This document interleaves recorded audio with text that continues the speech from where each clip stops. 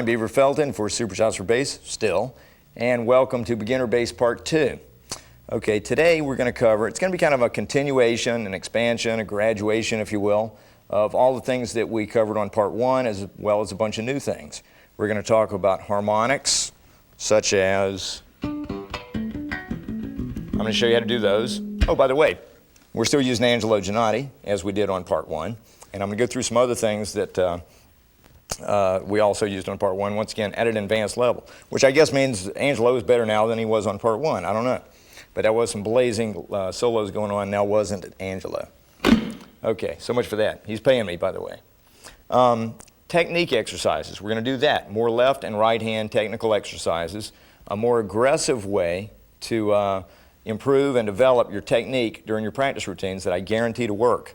I'm going to expand on neck familiarization, give you another method to use in conjunction with, along with the method we used on Part 1. It's a little bit more demanding. We're also going to look at more, well, like I said, harmonics earlier. I'm going to show you how to execute them. Also, more importantly, I'm going to show you a small melody you can use playing just harmonics. But of most relevance to you, I'm going to show you how you can use harmonics to tune your instrument. And this is an alternative method in addition to the way we did it on Part 1. Now, once again, I'm going to give you a more demanding way of learning the notes on the neck. As far as music terminology, I'm going to be using a bunch of new terms today, which you can add to your vocabulary. Also, speaking of vocabulary, we're going to expand your scale vocabulary with pentatonic, major, and minor scales. I'm also going to work on visualization. Now, I'm not talking about anything like a guru would do or anything like that, but having to do with spotting intervals, recognizing intervals without having to count through the scales and all that. That has to do with neck visualization. We'll go through that, and that is also good, as well as a few other things we're going to do today, as far as ear training. It helps develop your musical ear, or hearing certain intervals. The more you do it, like a lot of other things, the better you get at it. Let's see, what else? I'm also going to teach you some chord construction, and this is important theory, even if you never play a chord on bass, because you're going to see the correlation between the bass lines I play and the chords that Angelo, or your guitar player or keyboard player, use, and see the relationship between the two and the relevance of it. This is real important, very important, especially when it comes time to create your own bass lines, say when you're writing music next week or so. I'm going to give you an introduction to the slap technique, which is that kind of thing.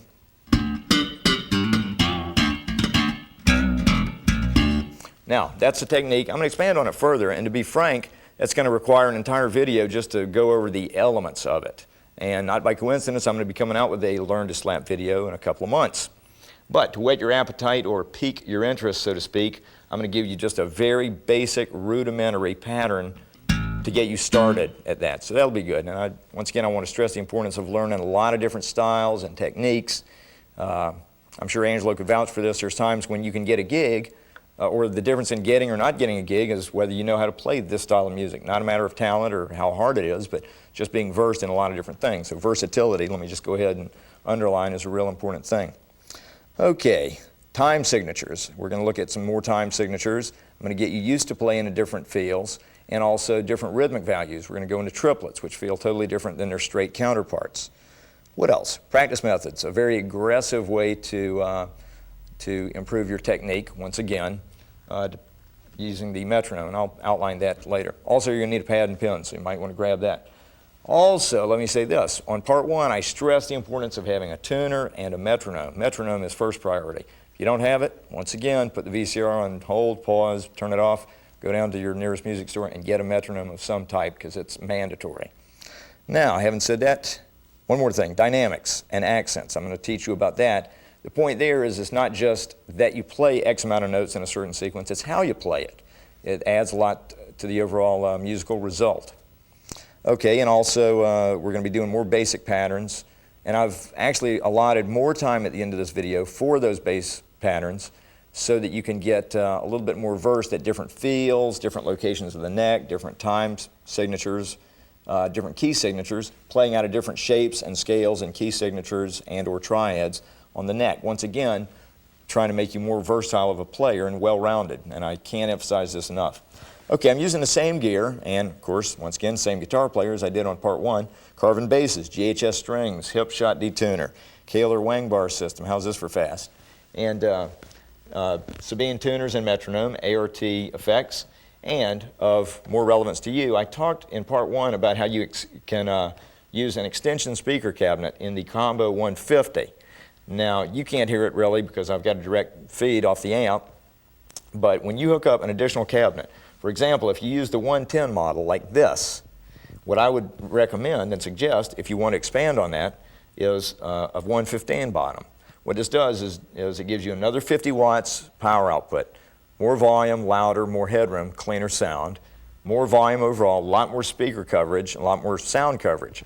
And plus you've got a combination of little and large speakers, which makes for a really wide frequency response range, lows, mids, and highs. Now, had you opted for the 115 model, which is to the side of that, by the way, let me, Mike, if you would come up here and move these basses, you can see the cabinets a little bit better. Mike Atkinson, my friend and bass tech for the day, and up-and-coming guitar player to boot. Now that has a 15 in it. And if you were to have chosen that, I would recommend the Carvin 410 and tweeter cabinet. Once again, you got all the same pluses that you do with this, except, well, along with, once again, using a combination of large and small speakers, and you even got a tweeter. And actually even more cone area if you go in that route. So there you have that. And I can guarantee that you're not going to outgrow these guys in the first 6 months of your playing. Okay, having said that, let's move on to section 1.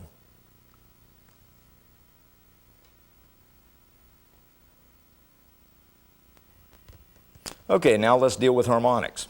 Harmonics are the high things that you hear on guitar or bass.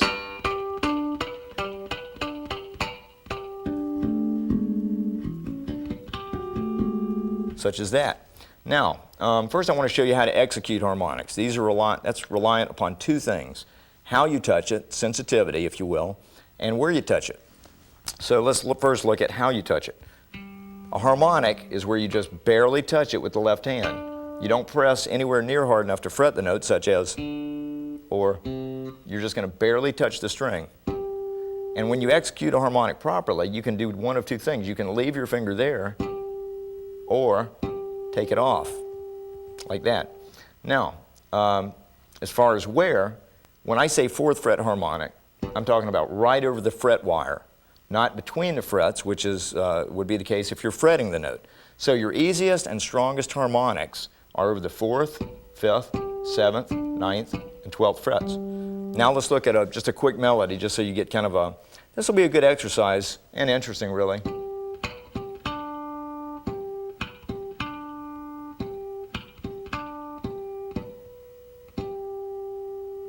Sound familiar? Taps or reveille or something, wake up, I don't know what it means. Okay, here's the, real quickly, and you'll have it in front of you on the tab as far as the timing, but this is real simple. Watch, I'm playing over only the 5th, 4th, and 7th frets, and if you just pay attention, you'll see exactly what order. Repeat. Repeat. Then for the last 3 notes.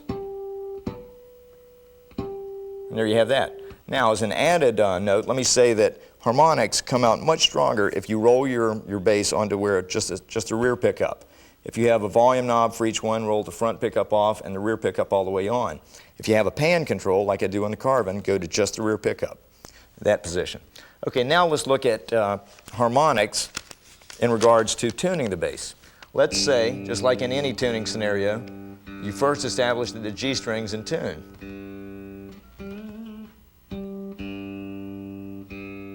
Like that. Now, the 7th fret harmonic produces a D note. So does the 5th fret of the D string. So if you play those simultaneously, they should sound like that. Now this is where the Doppler effect comes in. I don't want to get into too much weird theory or anything, but the Doppler effect is such that if the notes are equal, then you won't really hear this vibrato or wavering type, waveform type sound. However, I'm going to detune my D string a little bit to show you what it sounds like, and hopefully it'll come through the video. Now, check it out. Should hear a vibrato. Check it out.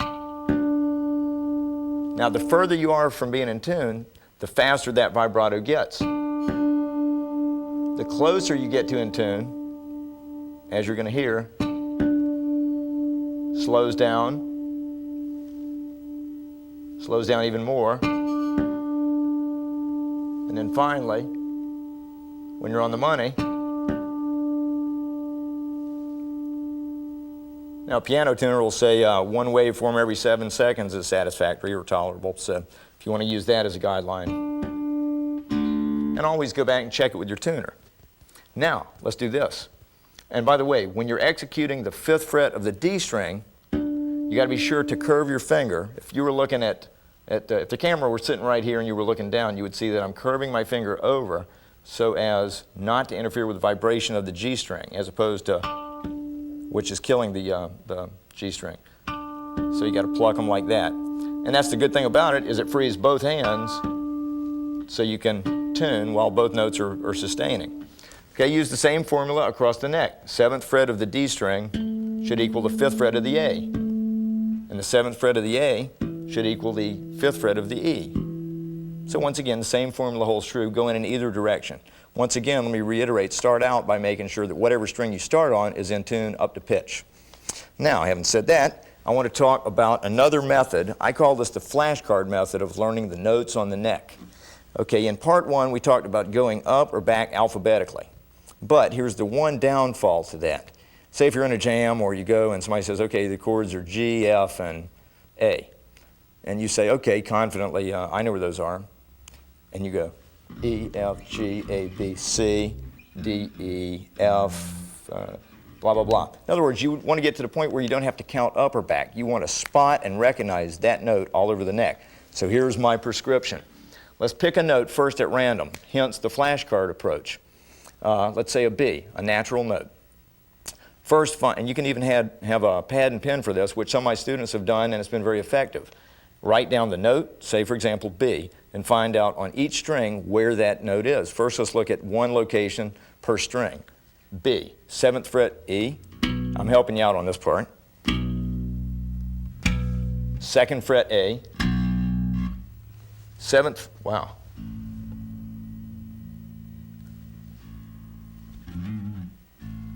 7th fret of the, or rather 9th fret, there we go, of the D string, and the 4th fret of the G. Now let's take it a step further and go through it back and forth and name the note as you're doing it. Now let's take it a bit more aggressively. Let's go up 1 octave. You ought to always be able to see, without counting, that an octave is 12 frets. The last thing you want to do is 1, 2, 3, 4, 5, 6, etc., etc. You want to spot it. So use these markers that are on your neck very strategically. For example, learn where the 3rd and 5th and 7th and 9th are. And then remember, after the 12th fret, everything duplicates. So you can use those markers in the same manner. But just for continuity's sake, 7th fret, 7 plus 12 is 19. So you're going to find that same note on the 19th fret. 2nd fret plus 12 is 14. 9 plus 12 is 21. And back here, 16. So find that note at every location on the neck. Now pick another note. And this would be more like, say it's not, make sure it's not like consecutive or right next to the note you picked to begin with. Make it a little bit harder for yourself. A G, which is not very, right next to a B note. 3rd fret, an octave higher, 15th. 10th fret, 22nd. 5th, 12th, or rather 15th. 17th. And then open, 12th. And if you have a 24 fret neck, you can actually play 3 Gs on the G string. So there you have that. Once again, go forward, backward, recite it, look at it, write it down with pad and pen if you have to. Repetition's the name of the game. So, okay, now let's look at interval recognition. This is getting more into, this will help you with ear development. And also, what I really want you to see is these intervals on the neck. And consequently, you'll start hearing them also. You'll start being able to hear if it's a major or minor interval the more you get used to playing it. So let's go back, let's trace this back to the major scale, which you already know because you have part 1.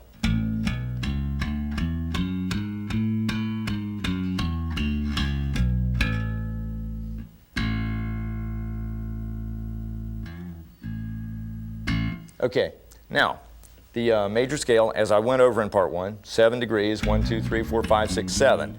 And the 3 major intervals, actually there's 4, but I don't want to confuse you, are the main ones are the major third, major sixth, major seventh. So let's take all 7 of these intervals, and I want you to see them in relation to the root note on the neck. Okay, say if we're starting at any given note, let's use A for a reference.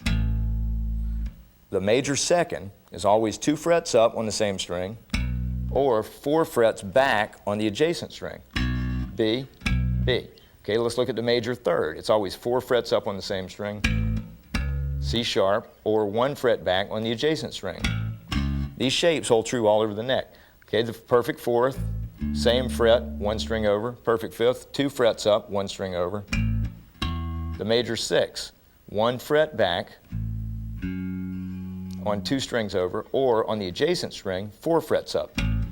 Let's check it. F sharp, F sharp. Now the major seventh, I want to look at it a little bit differently. It's either 1 fret up, 2 strings over, or 1 fret below on the same string. In other words, these intervals can hold true below the root as well as above the root, and that's an important distinction to make, I think. Check it out. There's a G sharp, so is there. So in relation to A as a root, that's a major seventh, be it below or above the root. Now let's take the same thing and look at the minor scales and the minor intervals. Once again, learning them, being able to spot recognize them all over the neck. Once again, the minor scale.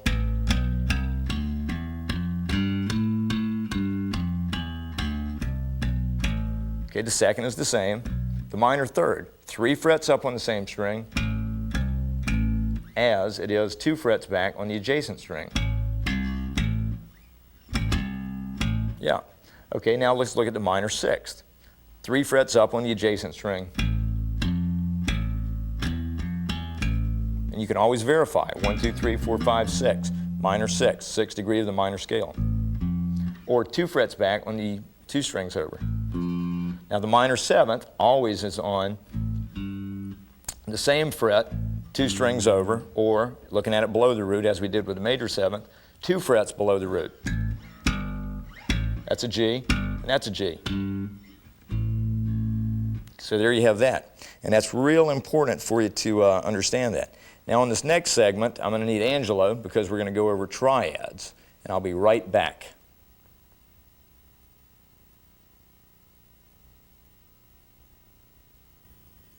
Okay, now let's talk about chords.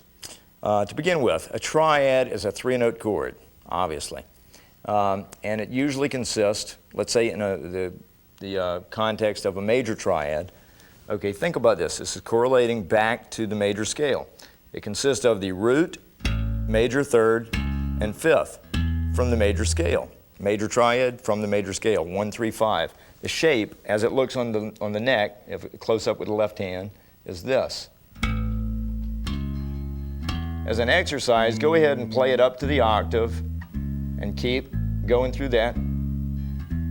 Just get you used to seeing the shape on the neck. A, C sharp, E. Now if you take it anywhere, say you start on a G, same shape, it's still a major triad. Once again, kind of like the major scale, doesn't matter if you move it around. What dictates what major triad it is what note you start on. G major, D major, etc. Okay, and as you could hear against the major chord, it works. One more time, Ange. A major triad.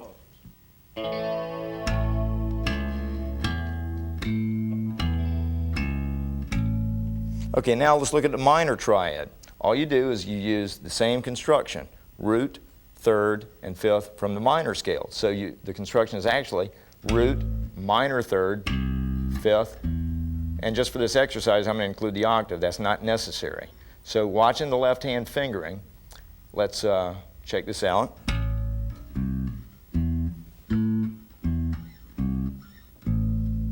And I would use this stretch fingering. Once again, you can move that all around. Now let's go back to the major scale, or the major triad rather, and look at another shape or another way of performing that. Once again, this goes back to intervallic relationships or recognition. Root, major third. You're just playing the third on the same string as the root. I want you to see that shape also. Now, using that same formula for the minor triad, it would be performed as, see if I can get a better angle here. There you go, there's that. Now, just so you see the major difference, no pun intended, there's a radical difference even though it's just one note. I'm going to let Angelo first play a minor triad, and let me play that chord, and I'll play the minor arpeggio. By the way, an arpeggio is a chord played one note at a time. For example, here's a D major chord, here's a D major arpeggio. That's all it is. Okay, having said that, now Ange is going to play a minor, an A minor, and I'm going to play that corresponding arpeggio.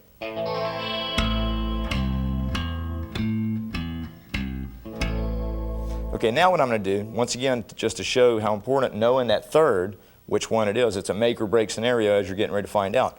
Angelo's going to play a minor triad like he just did, or minor chord, same difference. And I'm going to play an A or a major third in there, and you're going to hear a train wreck. Here we go.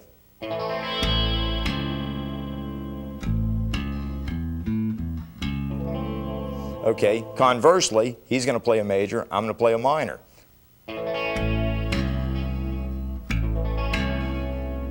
You can hear that he's playing that C sharp for happy tonality, and here I'm playing a C, and that's kind of what it sounds like together. So the point being that knowing your triads and how they correlate to your guys' chords really is important. Now, and that's going to be even more evident when we get to the patterns towards the end of the tape, which are going to incorporate some of those shapes.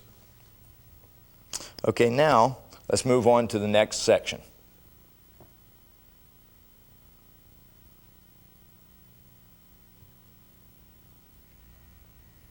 Okay, now let's look at some rhythmic theory. Let's start with time signatures. If you remember in part one, we talked a lot about 4/4, common time. Counted 1, 2, 3, 4, 1, 2, 3, 4. And that was 4 quarter notes to a measure. Now let's look at 3/4. Once again, the same formula. Now there's 3 quarter notes per measure, and here's what it would sound and feel like. If you want to correlate it to something about like a waltz, that type dance or medieval thing that they did, that was in 3/4 time. Some people even refer to it as waltz time, and it sounds like this. 1, 2, 3, 1, 2, 3, etc. Now, say I were playing a bass line.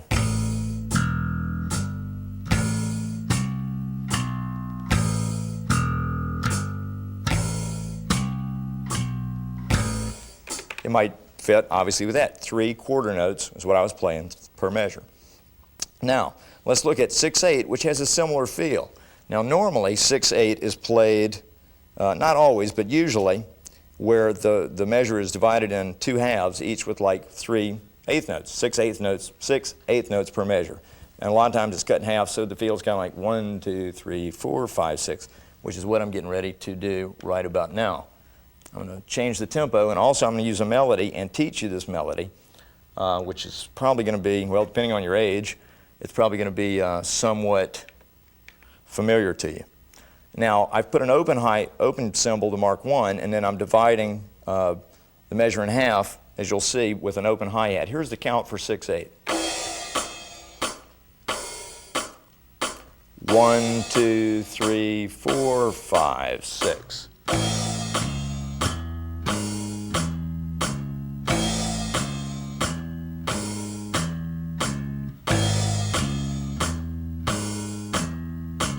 One, 2, 3, 4, 5, 6.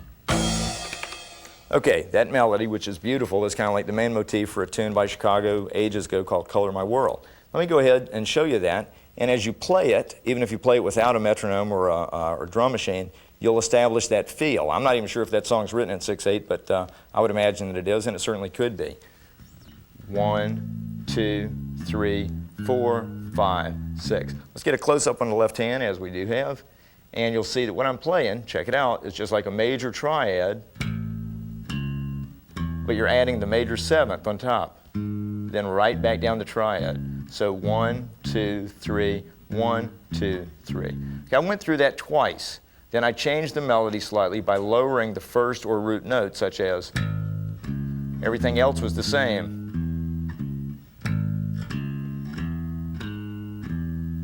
You might want to check out that song and learn the rest of the melody if you'd like.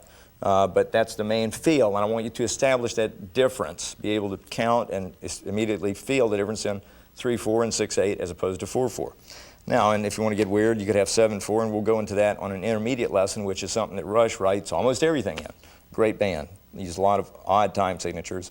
And when you get into 5/4 and 7/4, that's what that's known as, is odd time, or the way I call it, weird time. Now, let's look at triplets.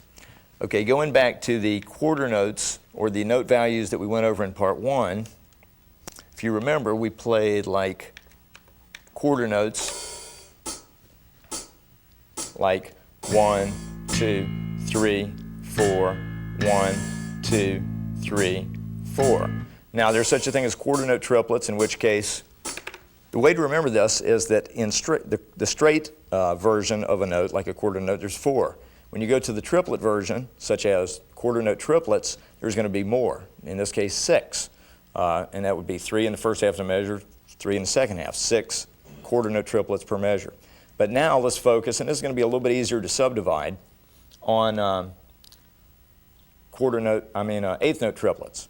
Now, here's the way that goes. Keep in mind there's 8 eighth notes in a measure of 4/4. When you turn those into triplets, the way to subdivide it, or the way to think of it, is there's 3 eighth note triplets per quarter note. So you have to subdivide that each quarter note into 3 equal parts. Underline that, equal. Now, I'm going to do that. I'm going to slow the tempo down a little bit. And actually what I'm going to do is change the feel so that you can actually see. I've got a quarter note going on here with the hi-hat, but in between that is the triplets are spelled out with just like a click, such as this. The quarter note count would be 1, 2, 3, 4. The triplets are counted in one of 2 ways. 1, 2, 3, 1, 2, 3, 1, 2, 3, 1, 2, 3, 1, 2, 3, 1, 2, 3. Or, when it gets old, or by taking the word triplet and subdividing that into 3 syllables, such as triplet, triplet, triplet, triplet. And it's very important to make that distinction between the straight eighths and the triplet eighths. Okay, now, one more thing I want you to remember is this. When you're playing triplets, that doesn't simply mean anytime you put 3 notes in a given space. For example, if we went back to quarter notes, and I played it, I'm squeezing 3 notes in between the quarter notes.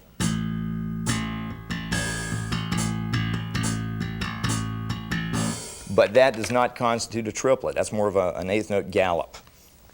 Or actually 16th notes, could be.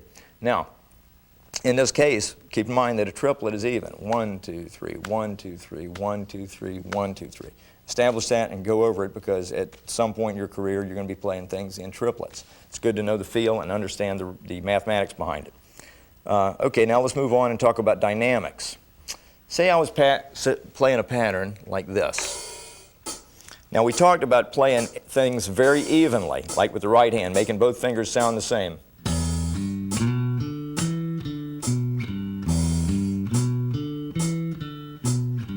But if I wanted to make that pattern, certain notes jump out more by using accents.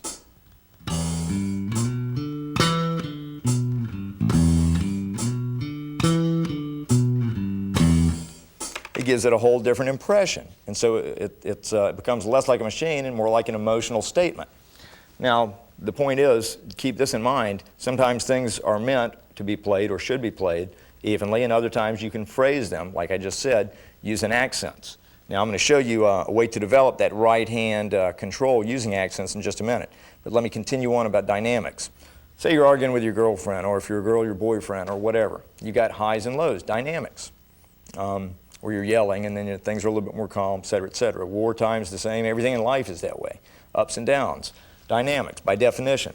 Now, when you apply that word to music, you're talking about different volumes.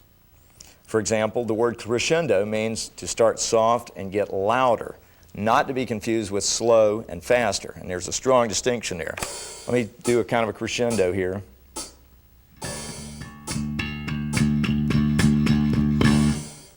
Okay, now while I've got you on the triplet thing here, what I'm going to do is show you a diminuendo. You can see in the crescendo I got soft to loud by changing the attack on my right hand.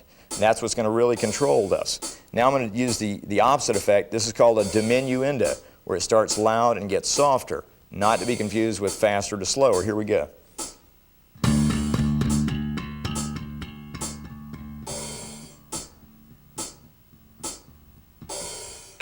Point made, hopefully. Now let's look at learning that control with the right hand. What I'm going to do is this. First, we're going to use a left hand exercise, and the right hand also gets a workout. But let's stay on this whole triplet thing for a few minutes. This is called the 3x4. Remember the 4x4. 4 notes, 4 fingers, 4 frets per string across the board. Believe it or not, this is actually a little bit harder because you're using every combination, 3-finger combination, available with these 4 fingers. And as we're going to find out, there's 4 possibilities, 4 permutations, if you will. Let's go back to, let's see. We're going to keep this in triplet, so I'm going to keep a triplet feel here so you see the phrasing. And I'm going to do it pretty slowly, which is where you ought to start with anything new. And here it is. The first one is using fingers 1, 2, and 3 on frets 5, 6, and 7. And here it is. Across the board.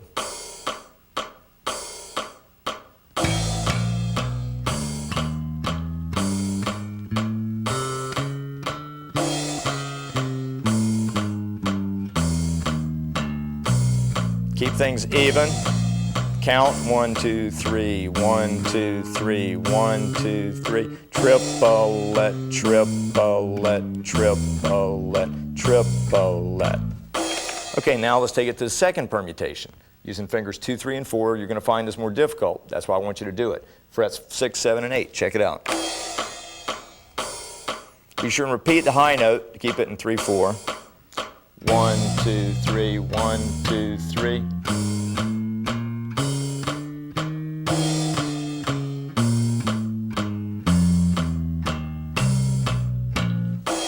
Etc. Now, I'm doing an abbreviated version of each of these, but what I want you to do is 30 seconds by the clock per combination. The next combination is fingers 1, 2, and 4. We're skipping a finger and a fret. Frets 5, 6, and 8. Here we go.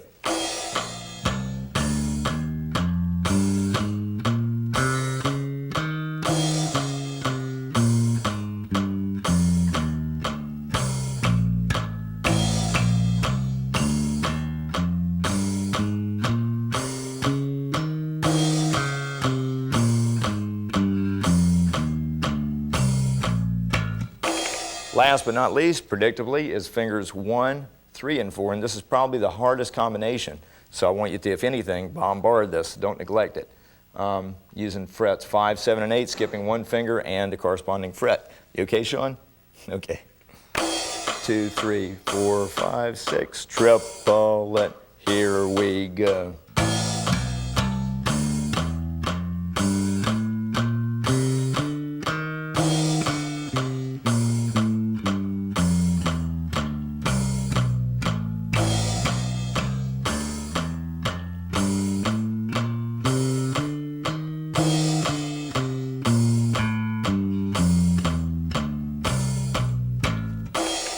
Okay, by doing exercises like that, you're going to get, A, it's great for your left hand. Your right hand is still getting a workout. And you're developing that much more of a triplet feel, which is real important. And it's helping you work on your meter and timing and accuracy. Now let's move to the right hand and look at a couple of things. We'll be doing triplets. You're still going to alternate fingers 1 and 2. That's important to watch and make sure that you're paying attention to that. But we're going to first do it very evenly, then I'm going to introduce accents, which I showed you or demonstrated earlier. Say we're fretting just the 5th fret of the E string with the left hand. Don't worry about that. It's the right hand maneuver. And you're going to see I'm playing very evenly just on the E string to begin with. Triplet, triplet.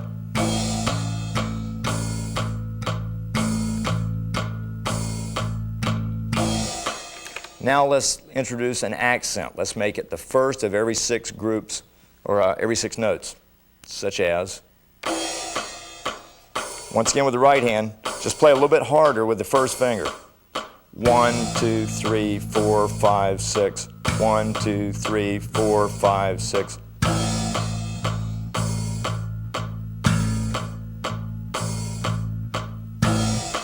Okay, now let's expand on that and let's accent the first of every triplet.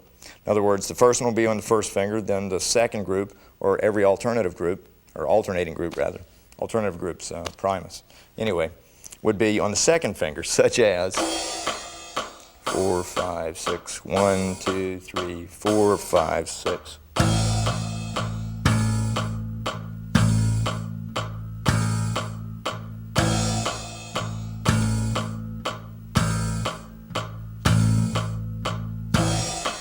So there you have at least something to get your feet wet at control and dynamics.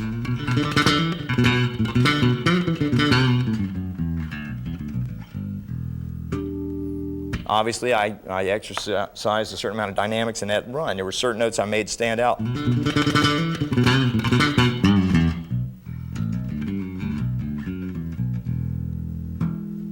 there you got some harmonics to mess around with. And if you learn that lick, don't even bother with the rest of the video. Okay, now, here's a method by which you can really develop, I guarantee it, your right and left hand technique. And what it calls for is a bass, of course, a metronomic device, a pad, a pen, and a calendar. The calendar so you know what day today is and tomorrow, etc., etc. Now, here's the way it works. We're going to go back to like the 3x4 exercise. Although this works with every exercise, pattern, lick, scale, etc. You can use this formula throughout anything you do. But the focus is to increase and develop the 4 aspects of technique. Let's see if I can remember these this time. You've got strength, speed, endurance, and accuracy. All those are different aspects of your technical ability. And they all kind of interrelate. And what you want to do is develop all 4 of them. So the way it works is this. You write down what you can do at a given tempo, or say a given exercise. We're going to use the 3x4 just as a reference. And I'll show you a pattern or a tempo that I can do it at. Let's say you can also do it at this. Well, maybe you can't. It's going to vary from person to person. But the point is, write down what you can do comfortably, accurately, for a full 30 seconds by the clock. That's where the endurance part comes in, and strength. For example, and I'm not going to do a full 30 seconds, but here's the point.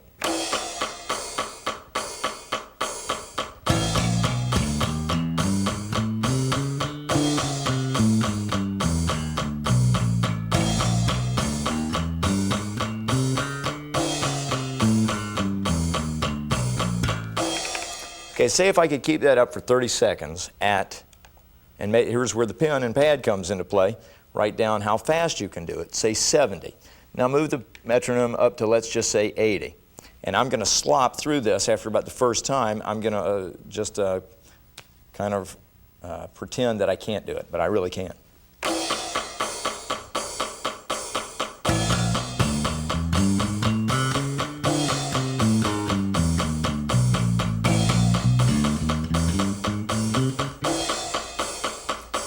Darn.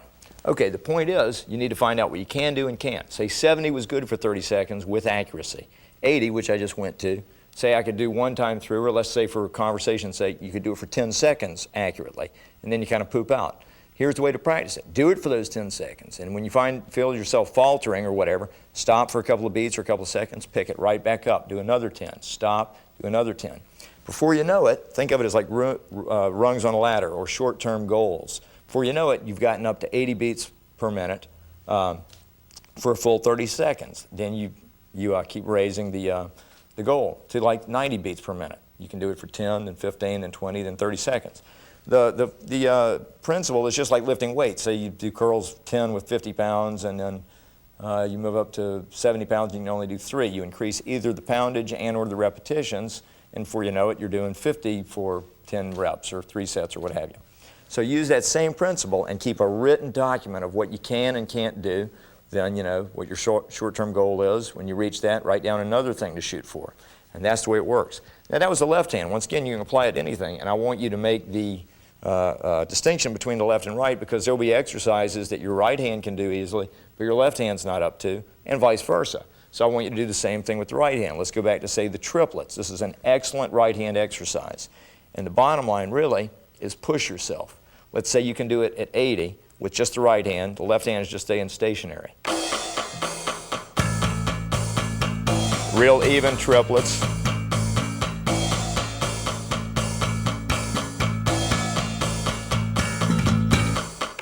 Okay, but let's say you move it up to 100.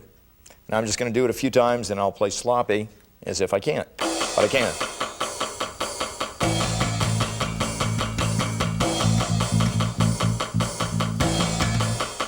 And hopefully you see the point. You have to be real critical with yourself and real objective and really be aware of what you can and can't do. I don't want you to put down 100 just so you can say you can do 100 if you can't. So that was like 100 beats per minute. So if I couldn't do that, in fact, for 30 seconds, that would be my first short-term goal, or maybe 95. Use the same principle for the left and right hand and applies to scales, patterns, licks, exercises, etc. Now, and I guarantee that'll help develop all 4 aspects of your technique. Now we're going to go to the next section where we're going to get into some pentatonic scales.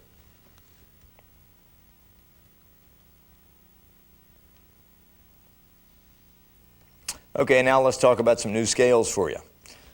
We're going to look at pentatonic scales. Penta meaning 5, like pentagon, pentangle. There's probably some more pentas I can't think of at the moment.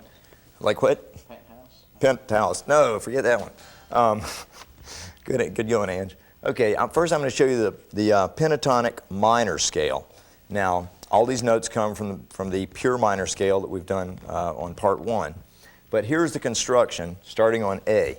And I'll show you my left-hand fingering as I call the notes. Instead of the notes, what I'll do is give you the intervals. The actual construction is root, minor third, fourth, fifth, minor seventh. 1, 2, 3, 4, 5. Now just to round it out, we're going to go ahead and do the octave. Ange is going to play an A minor chord, and you're going to see how this sounds against it.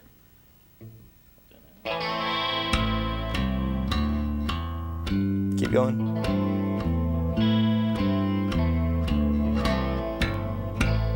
And there you have that.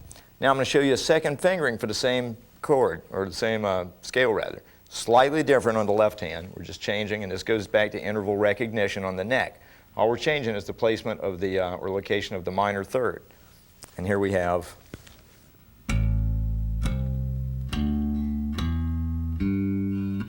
same intervals. I want you to practice both. It's a good left hand dexterity exercise, and it's good to see them on the neck. Now let's look at the major pentatonic scale. The construction is root, second, major third, fifth, major sixth. Isn't it? Okay. In any event, and then just to complete the octave, and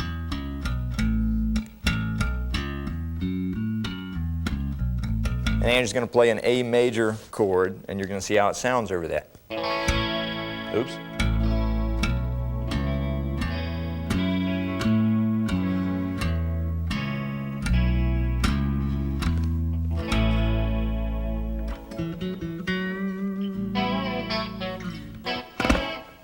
I like it.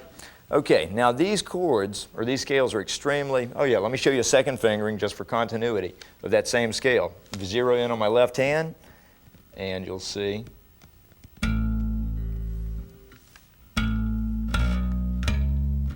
Oops.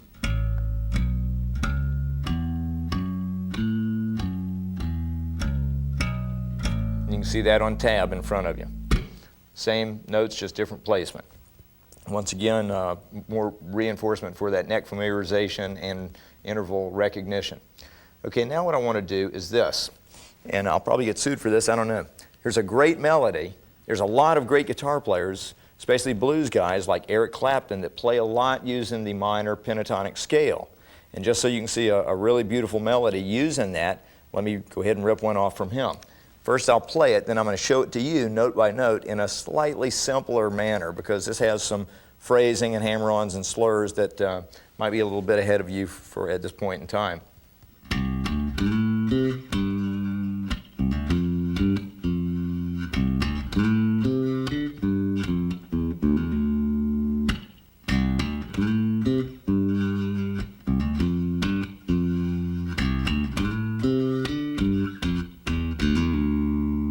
Okay, let's look at the scale on the left hand here.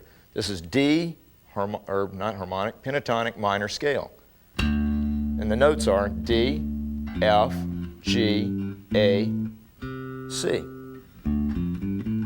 We're not playing the octave, but that's the 5 notes. Now keep in mind that seventh, or the last degree of that scale, the C note, is actually played below the root to begin with. In real simple terms, and see if I can get a click on this. There's a click. Let me slow this down and see if I can put it. Once again, I'm going to eliminate the phrasing and actual feel of it, but I'm going to show you the notes because I think it's fun to play and you can hear it.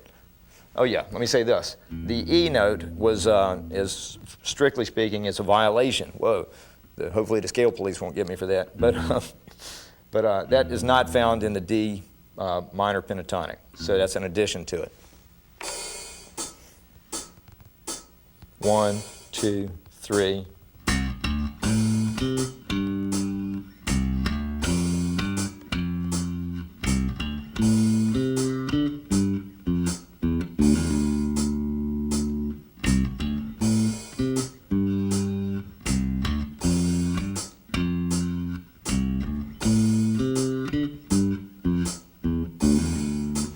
Okay, I've done that obviously in a very robotic type stiff manner, only because I really don't want to get too hung up on phrasing at this point. I want you to be able to do this pattern. And you can add the hammer-ons and slurs as you, accordingly, as you have that technique. Okay, the notes are 5 at a time. Again. And it's on tablature. The next 5. Repeat. The third section. Again. Then the last part. Again. Let me go ahead and show you what this is. With the left hand, you've got a trill of sorts. It's a hammer-on followed by a pull-off. Okay? So you've got 3 notes, but you're only plucking the first one with the right hand. And so here's what's important to develop on the left hand is the hammer-on has to be hard enough to produce that second note. Harder yet is the pull-off. You can't just lift the finger off like that. You don't get a strong enough third note or pull-off. You got to like pull it towards the G string or towards the ground or towards China or somewhere. So all 3. You might even use that as a miniature exercise. So there you have that. And once you've learned those 5 notes, if you want to add the slurs and the hammer-ons, then that's fine. So use that as a little miniature goal in and of itself. Okay, now let's move on. And I'm going to show you, before we get into the patterns, which are at the end, I'm going to show you a little bit of the slap technique. As I talked about earlier, this is a very involved technique. And I'm just going to show you the bare rudiments, the bare essentials, if you will, of that technique. The first thing you need to be able to do is be able to just slap. Let's play an A note with the left hand, just fretting the 5th fret of the E string. And if you'll zero in on my right hand, you'll see I'm playing over the upper part of the fingerboard and using my wrist like a swivel. You know, you don't want to do this, and you don't want to, thumb it like that. That's almost like a downstroke. You're actually thumping it with this part of the thumb, that part of the knuckle. Go for the sound. Don't worry about the speed. You want a percussive. So that's step 1. Okay, now let's zero in on the left hand for a second, because this is super important. This is the single biggest hurdle to get over in this technique. And I can assure you, if you have patience, you can do so. You need to use what I call the lazy finger approach on the left hand, where you're laying these fingers very flat, lightly across all the strings, except for that note and string which you want to fret. In this example, now this is pretty easy. It's going to get harder in just a minute. That's to keep the other strings from ringing. Okay, now let's go back to the right hand and look at the next element. We've got the pluck. You're just reaching under there and literally plucking. Get your finger in there and pull the string away from the body. If you pull it too far, it'll probably break. And you're getting that percussive kind of sound. So just do that. Do each of these, say the thump for about a minute on the E string, and then the pluck on the D string, and I'm fretting the 7th fret, which is the A note octave. Now, let's look at the left hand one more time, and you'll see that while I'm plucking, I'm also using that lazy finger approach. The only note being fretted is right there, but the rest of these guys, they're tired and they're just laying across all the other strings, consequently muting the other strings, which will haunt you as such if you're not careful. Now let's up the ante a little bit. Let's go over and thump the same fret, and this is going to be harder. This is where the muting is going to really come into play, on the A string. 5th fret A string, which is a D note, is what I'm thumping. So with the right hand, concentrate very hard on thumping just the A string. You don't want to hit the E or the D. But in the event that you do, you'll see on my left hand, that's where this lazy finger deal comes into play once again. And this is a little bit harder than playing on the E string because you've got to curve the 2nd or middle finger over the A string as such without killing the A string note, but while slightly dampening or muting the E string. So even though you can't see it probably from your angle, I'm fretting this note and everything else is just barely being muted. Okay, now let's pluck the octave to that, which is the 7th fret of the G string.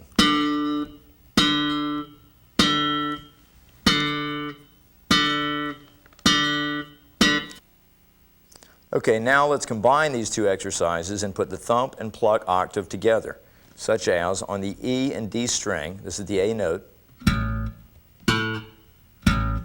You're seeing on the left hand the lazy finger approach in effect. Now what I'm doing with the right hand obviously is just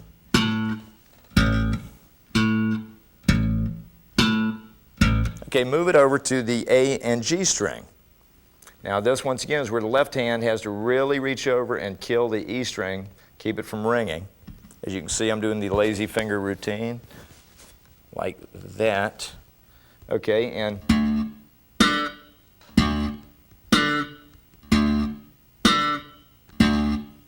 right hand.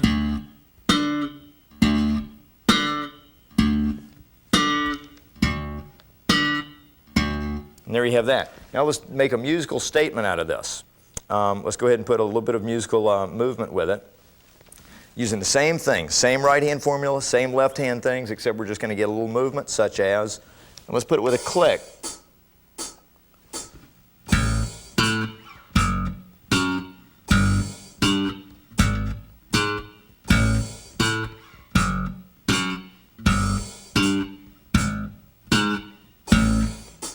All we're doing is playing the octave A, moving down to the F sharp, G, G sharp, and A, just a chromatic thing. If you can keep in mind all the things that we've talked about up to this point, the proper slapping and the proper, or thumping, and plucking, and the muting with the left hand, keeping the notes kind of short, and work on those things, and you'll have a good head start on this technique. Okay, now let's move to the section. This will be the last section of the video and probably the most fun, where we're playing patterns, and I'll teach them to you. As on part 1, we're going to go through a short version and a long version of each of these patterns. They're going to be in different fields, etc., etc. And the first one, you're going to get a chance to exercise or use the triad shapes that we learned about 20 or 30 minutes ago. And the chords, for your information, that Angelo is going to be playing are B minor, A major, G major, and you thought you couldn't play chords on bass. Then back up to A major. And here is the pattern.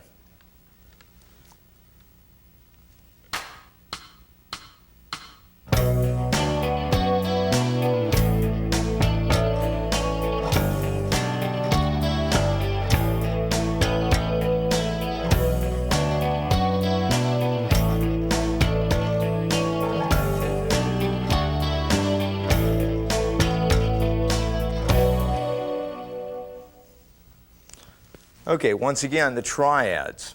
Over the B minor, I played the same as the B minor arpeggio or triad that we did earlier, I think. And it looks like all the way up to the octave. These are just quarter notes, so the count is simply 1, 2, 3, 4, and there's your notes. When Angelo went to the A chord, I simply played holding those notes legato, as you should remember from part 1 video. Then we moved down to the G major. I used the G major triad shape. The first time through, I went to the low G, then back up to the A, playing it in the same manner. The second time, I repeated everything except, just for variation, I went up and played the high G instead of the low G, then back up to the A, same thing. Then when I ended it, I just went. Okay, now what we're going to do, as in part 1, is we're going to go through this pattern probably twice, or 4 times actually, through the chord progression.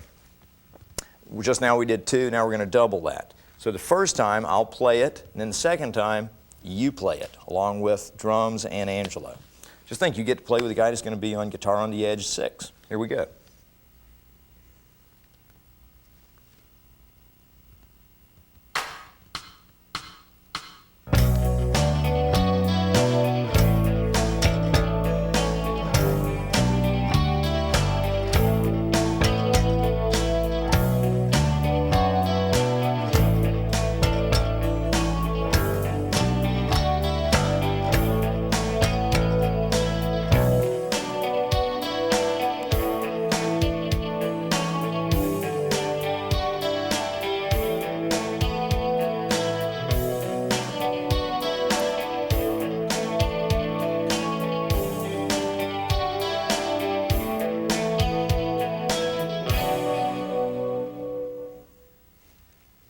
Okay, now for the next pattern, what I'm going to do is something with an entirely different feel and tonality.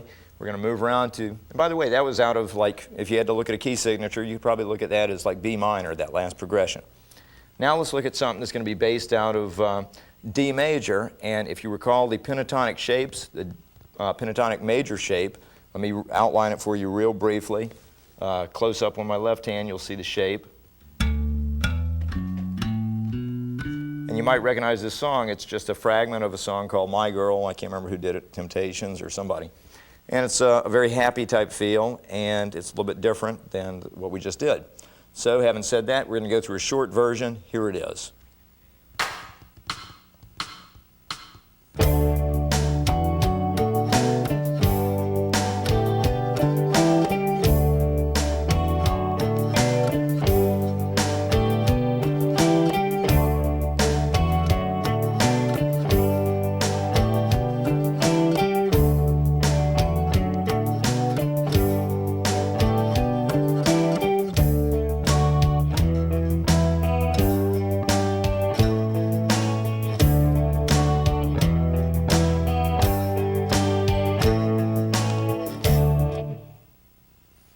Okay, now, once again, I already outlined the shape, and you'll see the notation in front of you as far as giving you the exact notes. But once again, look at the shape starting on the D, 10th fret, E string. Let's zero in on the left hand here.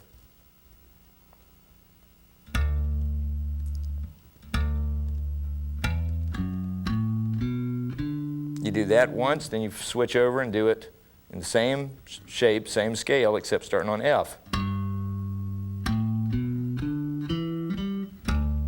Back. You do this a total of 4 times. This would be the third one. Once more. Now the walk up, D, E, twice, G, once on the A, repeat.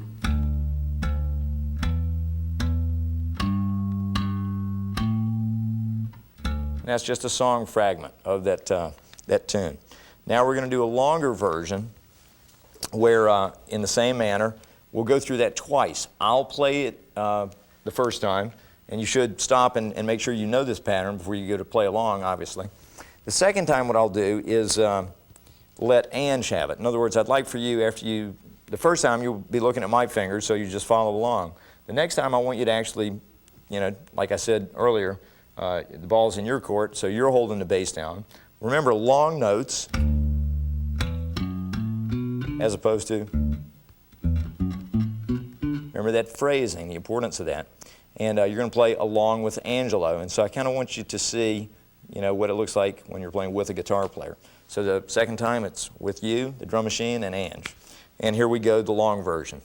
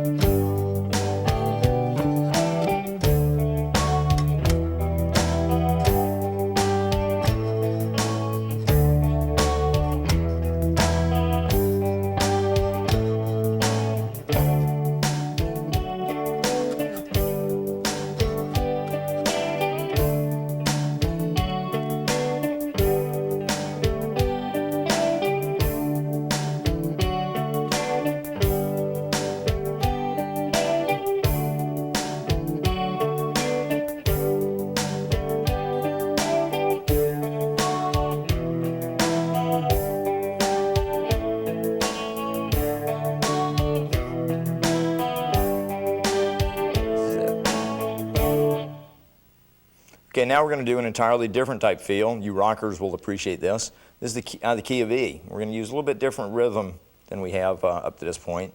You're going to like it, and there's some guitar and bass interplay in that we do a line together. This is based on an E minor scale, or you could look at it like E minor pentatonic with one exception, that being the F sharp or G flat. Anyway, here's the short version.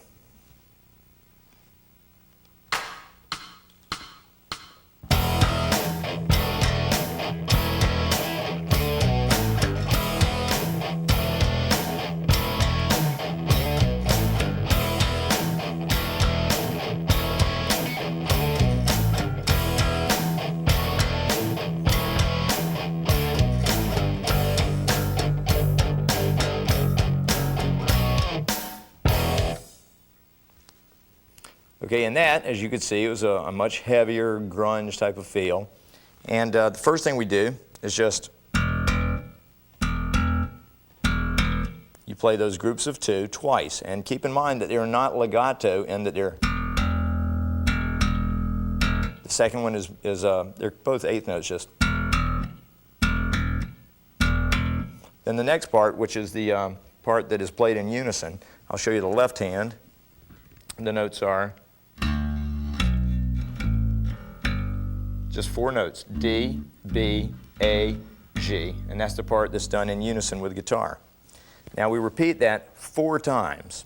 Then the next section, the last part of the pattern, is just 8 eighth notes on the G, and I'll show you the left hand fingering I suggest using. 4 on the G flat, then over to the B for 1. And then there's a rest after that. Okay, and so now we're going to go through the long version. You played along with me the first time, then you played along with the drums and Angelo the second time through. And here we go.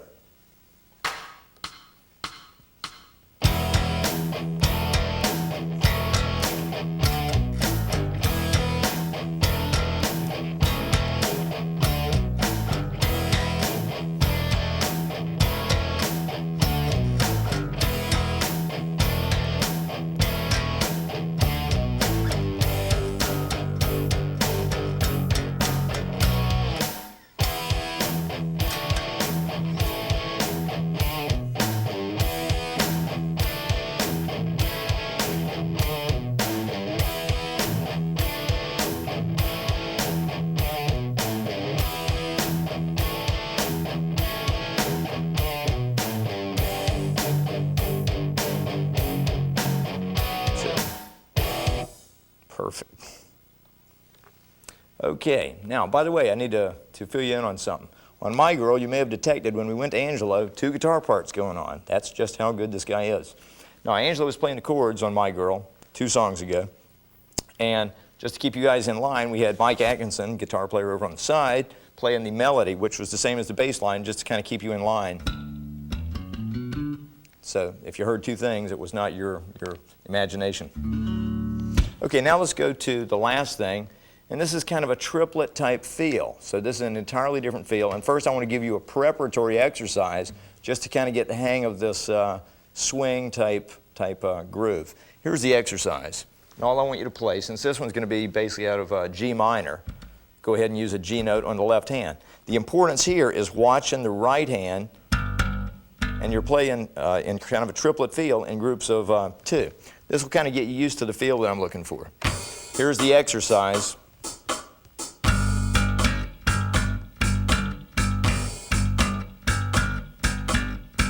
Just play along.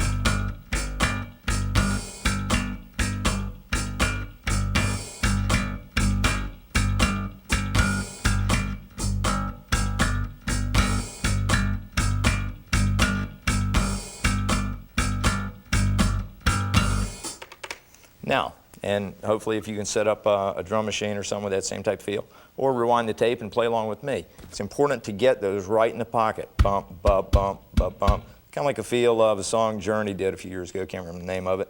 In any event, this next song is got that kind of feel. Not exactly, but we're playing in kind of a triplet feel. And here is the short version.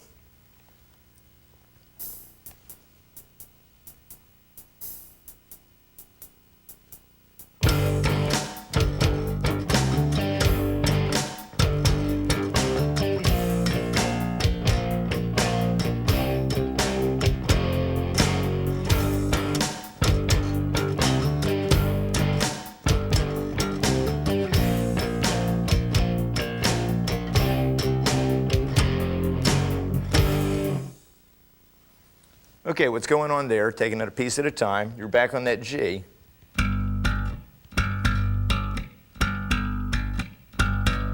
Now, it doesn't go on that long, but that's in groups of 3. So you might want to get yourself used to or acclimated to that feel. In the exercise that I did as a prep exercise, it was actually, now we're just adding. Okay, here's the actual pattern. Okay, let me show you those 3 notes. And let me introduce you to hammer-ons. That's where you fret one note and play it with the right hand. The second note is being produced totally by the strength of the hammer-on of a higher finger or onto a higher fret. It can be any, by definition, it can be any fret higher in any finger. But for now,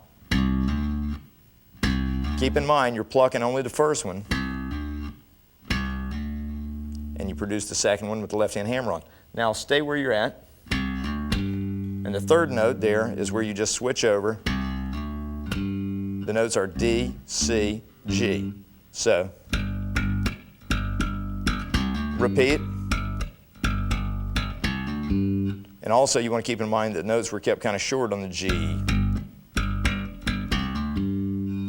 And then when the second half of the pattern, B flat, C, F, F sharp, and then it starts repeating again. Now keep this in mind. When we go to the B flat, keep in mind the notes are long. C. Okay, now we're going to do the long version of that. Once again, I'll play the first, you play it and match me note for note, and then the ball's in your court the second time through. Here we go.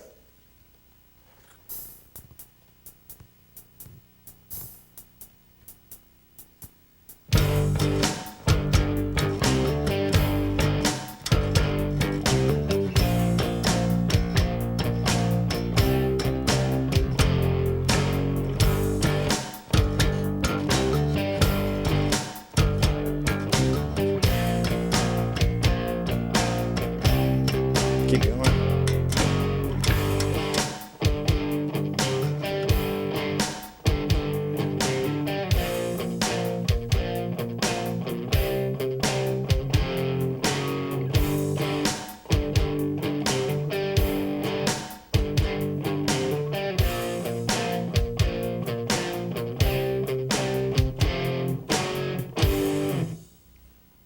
And there you have that.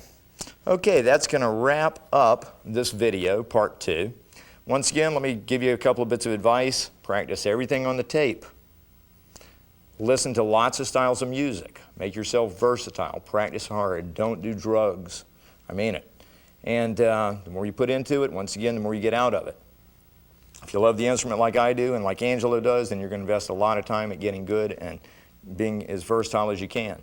Having said all that, let me say that I'm going to be doing in an intermediate series 2 videos, part 1 and 2, shortly, as well as a slap technique thing for absolute beginning slap players. And that's going to be coming up shortly. So once again, I'm Beaver Felton for Super Chops for Bass, and I'll see you on the next one.